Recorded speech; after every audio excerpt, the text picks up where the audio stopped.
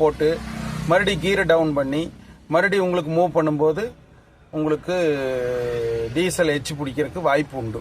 Mileage கம்மியாகும். அது diesel வாகனமாக இருந்தாலும் சரி, பெட்ரோல் வாகனமாக இருந்தால், எந்த வாகனமாக இருந்தாலும் சடன் பிரேக் போட்டு மூவ் பண்ணக்கூடாதுங்க. ஒரு இடத்துல நிறுத்தோம்னா நம்ம முன்னாடியே அலர்ட் ஆகி கொஞ்சம் முதல்லையே வந்து கீரை டவுன் பண்ணி வண்டியை ஸ்லோ பண்ணிக்கணும். அப்புறம் வந்து ரன்னிங்கில் வந்து பார்த்தீங்கன்னா டாப்பில் போகும்போதே பார்த்தீங்கன்னா நம்ம எக்ஸலேட்டரில் கரெக்ட் பண்ணிக்கணும். பிரேக் முடிஞ்ச அளவுக்கு தேவைப்பட்டால் மட்டும் பிரேக் போடணும். தேவையில்லாமல் ஒரு வாகனத்தை ஒட்டி போய் பிரேக் போட்டு மறுபடியும் ஸ்லோ பண்ணி மறுபடியும் கீர் மாற்றி மறுபடியும் ஓவர்டேக் பண்ணி அந்த மாதிரி போகக்கூடாதுங்க. அந்த மாதிரி போனால் உங்களுக்கு ஃபியூல் கன்சம்ஷன் கிடைக்காது. அப்புறம் இன்னொன்று வந்து பார்த்தீங்கன்னா மெயினாக வந்து தேவையான இடத்துல மட்டும் கீர் மாற்றணுங்க. ஒரு 60க்கு மேலே போயிட்டுருக்குறோம் அப்படின்னா கீர் டவுன் பண்ணி, அதாவது எக்ஸலேட்டர் க்ளோஸ் பண்ணிவிட்டு அதுக்கப்புறம் வந்து 50 கீழே வந்ததுக்கப்புறம் தான் நீங்கள் கீரை டவுன் பண்ணணும். போகிற ஸ்பீடில் அப்படியே கீரை டவுன் பண்ணிங்கன்னா இன்ஜின் அலறும். அந்த நேரத்தில் வந்து நம்மளுக்கு மைலேஜ் ட்ராப் ஆகும். அதனால் நம்ம டிரைவிங்கில் தான் மெயினாக இருக்குது. வண்டியினோட பராமரிப்பும் இருக்குங்க. நம்மளுக்கு குறிப்பிட்ட அளவு கம்பெனிக்காரர் கொடுக்குற மைலேஜ் வரணும் அப்படின்னா நம்மக்கிட்ட தான் இருக்குங்க, டிரைவிங்கில் தான் இருக்குது. அப்புறம் முக்கியமான இது ஒன்று வந்து பார்த்தீங்கன்னா கிளச்சு ரொம்ப முக்கியங்க. கிளச்சு வந்து ஒன்லி கீர் மாத்திரக்கு மட்டும்தான் நம்ம யூஸ் பண்ணணுங்க. பெடலில் காலே வைக்கக்கூடாது. கீர் மாற்றியாச்சுன்னா கால் எடுத்துடணும்.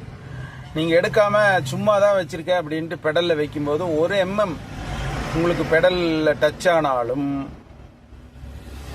உங்களுக்கு கிளச் மைலேஜ், ஆயில், உங்களுக்கு டீசல் மைலேஜ் எல்லாமே கம்மியாகும்.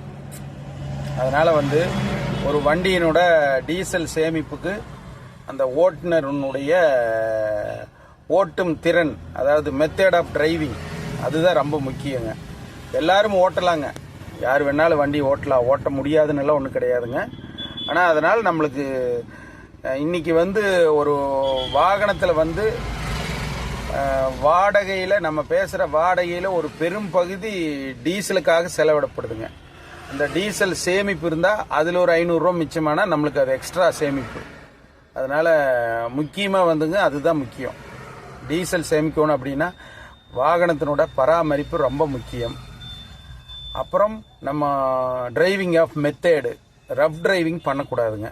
அப்புறம் லோடு வண்டியிலலாம் பார்த்தீங்கன்னா, லோடு வண்டி, சீட்டு வண்டி எதாக இருந்தாலும் முடிந்த அளவு ஓவர்லோடு அதிகம் போடக்கூடாதுங்க. ஓவர்லோடு அதிகம் போடும்போது எல்லா பார்ட்ஸுக்குமே ஹெவியான இது வேணுங்க. இன்ஜினுக்குமே உந்து திறன் அதிகமாக வேணும்.